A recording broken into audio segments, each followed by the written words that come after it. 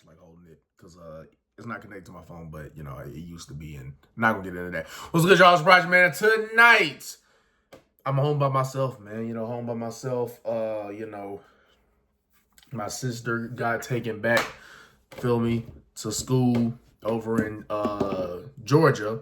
So that's why nobody's here, because she was taken back to Georgia. So I'm home by myself. As it's about to be 1:30 in the morning, got off work at 10, but got home at like 11 because all these food places was closed. But anyway, skipping to the point of what this whole video is supposed to be about. I'm coming out with more videos because I finally kind of got more of the time to. But we're going to go over pros and cons of, you know, the title, man. Cody Rhodes' title reign, and so far, you know, I wanted to bring up this conversation because I know this is a popular, usually I'll point out things that are popular in the community of just in general or in this situation, wrestling. So let's talk about the pros and cons. I don't got nothing written down. This is all off the top of my head. So you got the section of fans saying title reign's fine. It just needs a storyline, you know, some more storylines. And then you got people who say, nah, Cody sucks.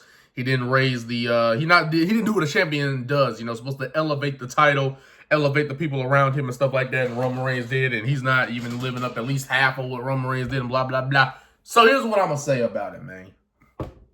Hold on, let me make sure that camera pointed down. Yeah, there we go. Here's what I'm gonna say about it. Ignore my ignore that's some powder.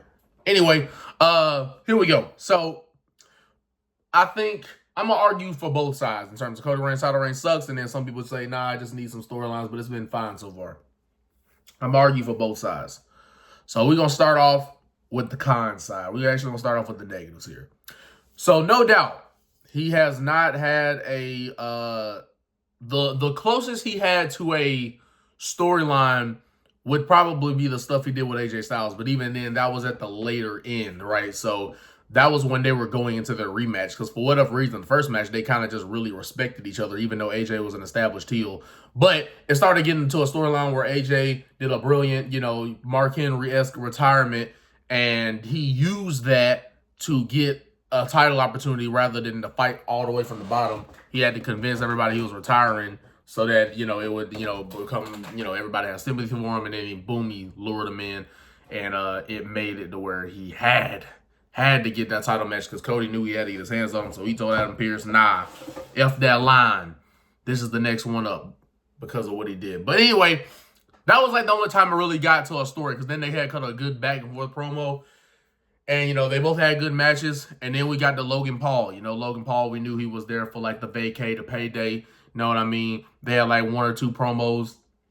And, boom, they had a good match in Saudi. So, yeah, he, you know, Clash at the Castle, it was a good match. Well, technically, the first match with AJ was Backlash. Then it was Logan for the U.S. It was for the WWE Championship, but he was the U.S. champ at the time. Then they did the rematch, the I Quit match with AJ Styles, which was a pretty good match.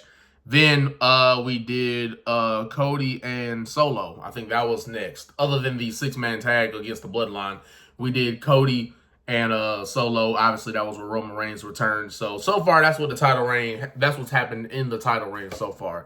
Now, to get to the con side of things, yes, technically, he hasn't been in that great storyline. He has not been in that, you know, feud or rivalry that's making us go like, man, that really made, you know, it really brought this guy up from where he previously was, you know, or he wasn't having that, he's not had that rivalry where it's like, man, like this is setting the wrestling world on fire, you know, like CM Punk Drew McIntyre has pretty much been the thing, you know, lighting up the wrestling world, and, you know, the Judgment Day implosion, like they got some hot storylines going, and if you think about it, Cody doesn't really have a hot storyline going, you know, especially with The Rock not being there, because that was like the biggest story and most obvious story that is still there for them to tell, or a clear mentor versus student storyline with the history with him and Randy Orton. But the thing is, Orton hasn't turned heel, and right now he's going after the World Heavyweight Championship to avenge his, you know, quote-unquote loss that he took because of that asterisk to Gunther when he didn't get pinned at King of the Ring. So,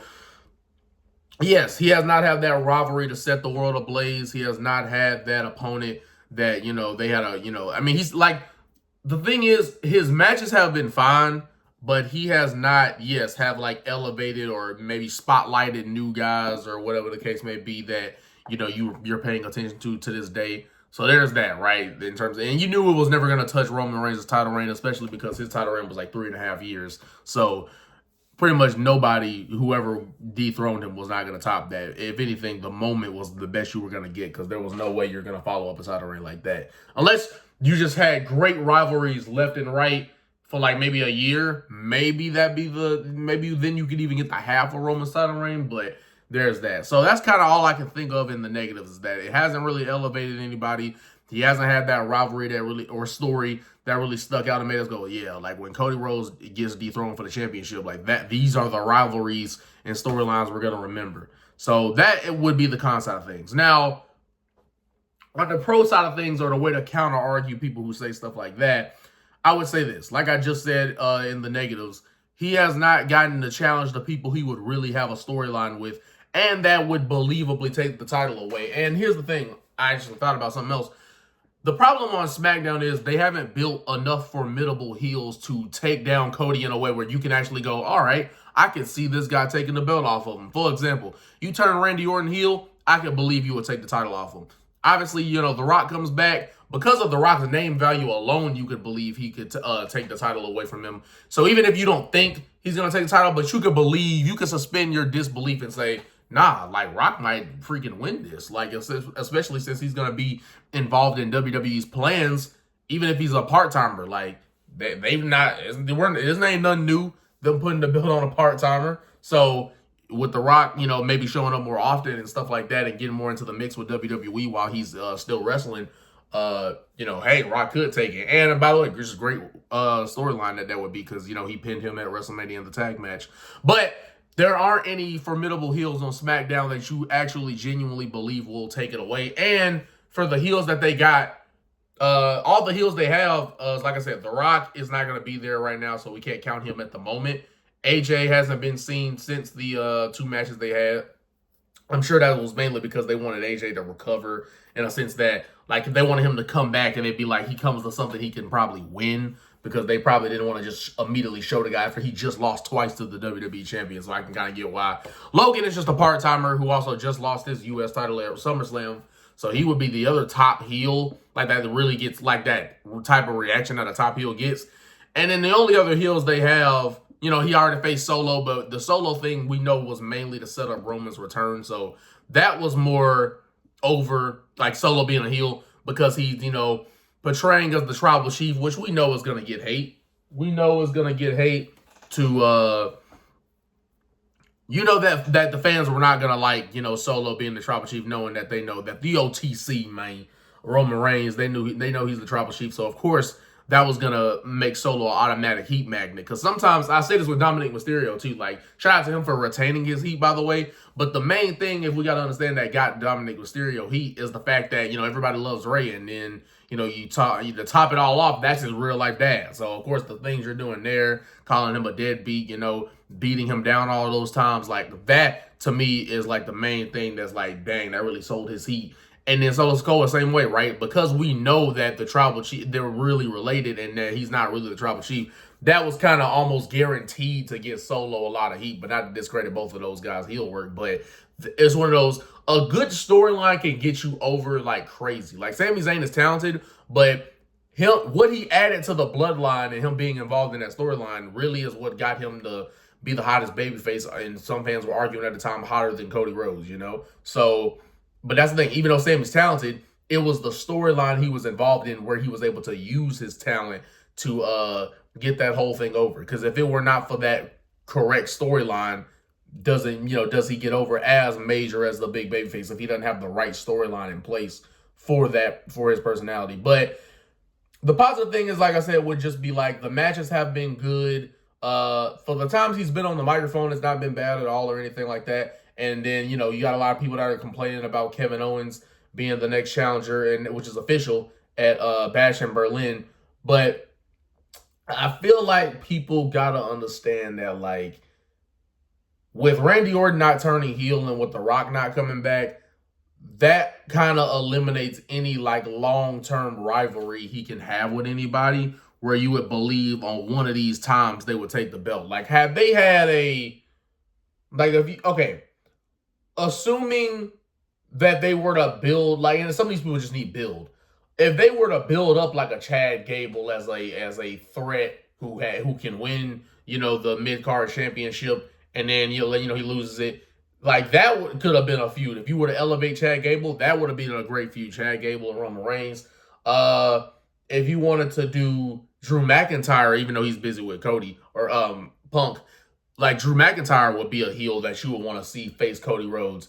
Gunther, that would be a top heel that people receive as a top heel that you would want to see against Cody Rhodes. But it's just the thing is, when you think about all of WWE's like top heels or potential top heels, unfortunately, all of them are either champions or they're busy with somebody else. Like, for example, Drew McIntyre right now is busy with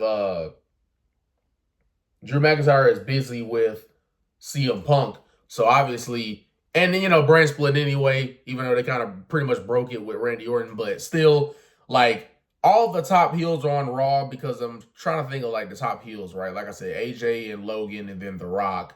And then I guess maybe Solo, but even then that works a little better just because of the storyline with Roman.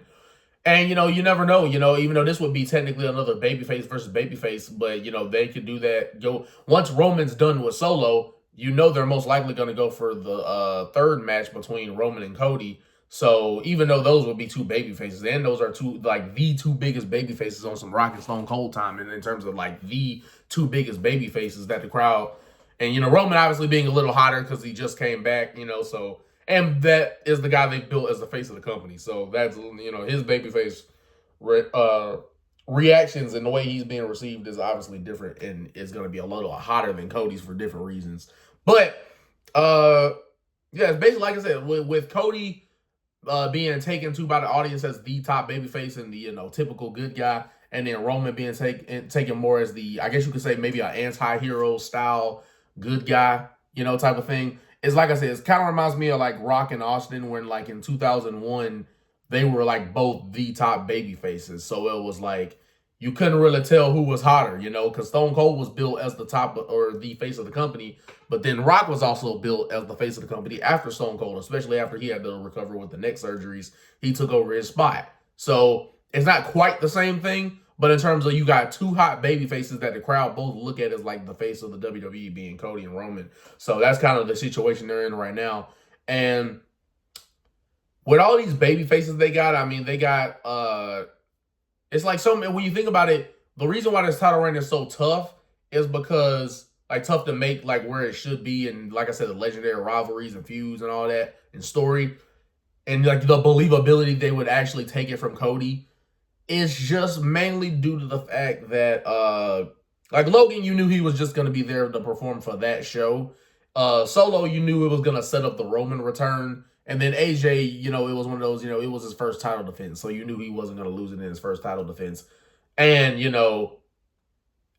the I Quit match, a babyface like Cody specifically, at least, is not going to say I quit. So it was one of those, like, this person, there's no way to make it make sense, he couldn't have lost against AJ. Definitely could have lost against Logan. And Solo is not ready for, like, that, like, in terms of winning a world title. He's not ready for that yet. But anyway, that's kind of, and then Kevin Owens obviously most likely not going to win it just because why would you have him lose it to another babyface? Because then that kind of, because you don't want to like destroy the reputation of the WWE Championship. But I say this, I feel like in this situation, you have to maybe make Kevin Owens more of the heel here, like kind of make it, because he's always fight Owens fight, right? So he's already that type of babyface anyway, who's all about the fighting and not really caring about who he offends with his words and doesn't care about the repercussions. So it's like, that being said, I think you should make Kevin Owens a tweener with these, 2 weeks or however many weeks of build that we got for this match. If you ask me, that's what they should do starting, tomorrow, or today, right? Because Friday technically is today as I'm recording this. But I think Cody Rhodes' title reign has been okay. I just feel like like I said, obviously haven't had the rivalries, and this is due to the booking because they haven't built enough top heels, because we know, Santos Escobar and Carmelo Hayes and Grayson Waller and Austin Theory, none of those guys are top heels. Now, Austin Theory, he has no excuses. Like, with him being even though he failed his Money in the Bank cash in, with him being a two-time United States champion, and I think he was one of the longer-reigning United States champions in WWE history and the youngest champion. All those accolades being said, there's no reason why Austin Theory shouldn't feel like a main eventer that we should believe it would be a threat to the title.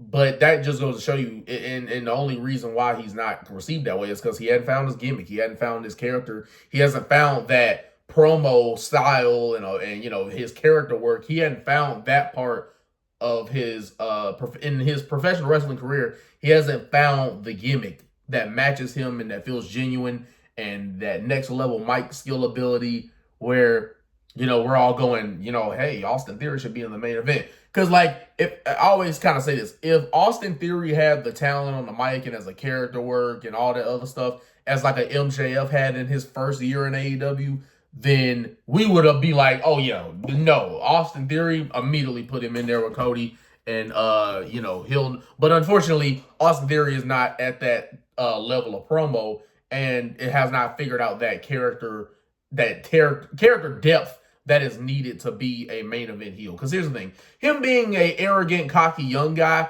that's kind of everybody's gimmick. But that's the thing. You can have those traits, but it has to be attached to a gimmick that means a lot more than what we see as those personality traits, right? Because there's so many people that can play the arrogant heel, but what makes yours different than all the other arrogant heels, right? For Ric Flair, it was the fact that he had, no pun intended or pun intended, the flair, right? The outfits, the right, Rolex wearing, limousine riding, jet flying, right? It was depth to it, right? It was more than just him being rich. It was the fact that he had the money, he had the suits, he had the ladies, he had the cars, he had the freaking helicopters.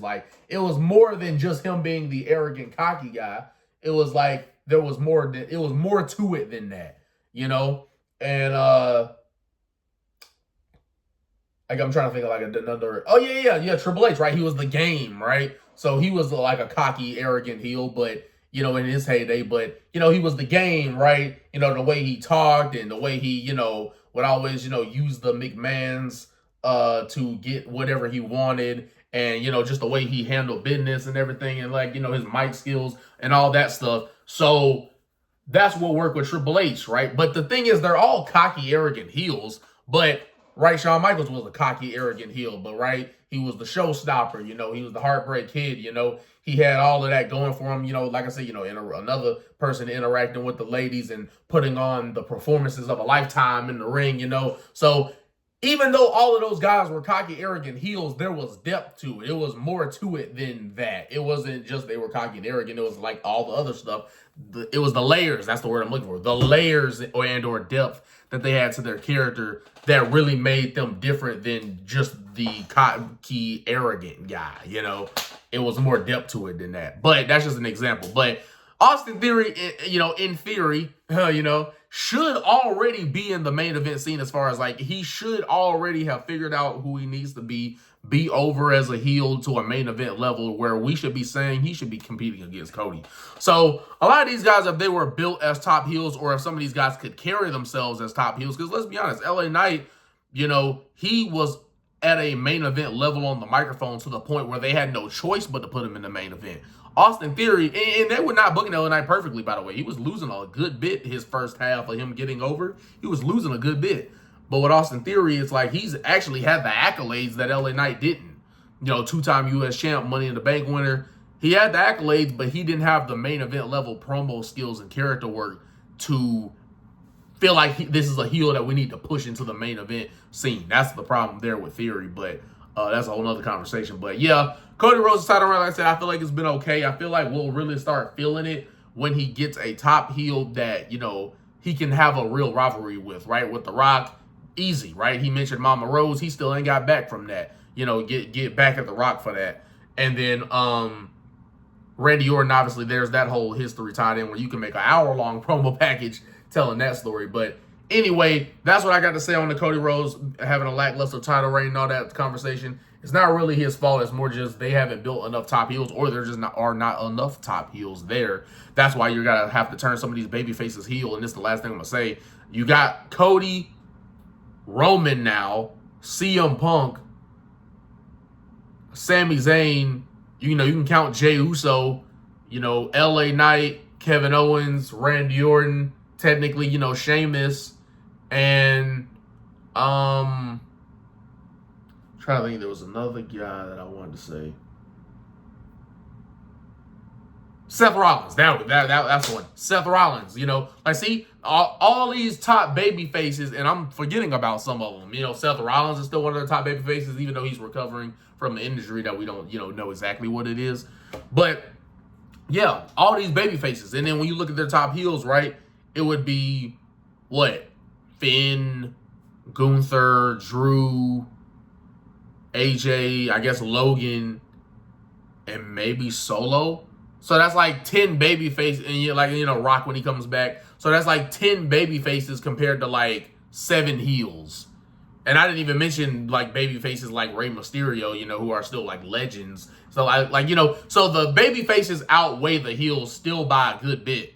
You know what I mean? And you know, you can't really, it's hard to count a Chad Gable and a Braun Breaker because these are guys you know aren't going to be competing for the WWE Championship anytime soon. So that's why I didn't mention them. And that's also why I didn't mention like Austin Theory, Grayson Waller, Carmelo Hayes, Santos Escobar, because those are like mid-card level heels right now. Braun Breaker, even though Braun Breaker has the potential, so does Chad Gable.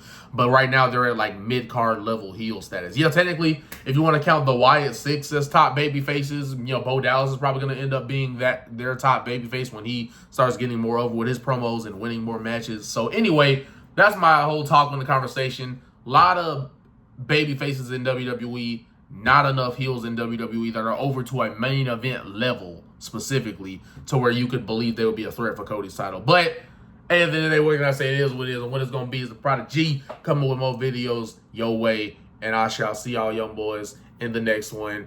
And you should know me before you leave out of here. Like, comment, subscribe, since I'm DJ White. So without further ado, let's get it. Till I see you young boys and girls in the next one. Peace.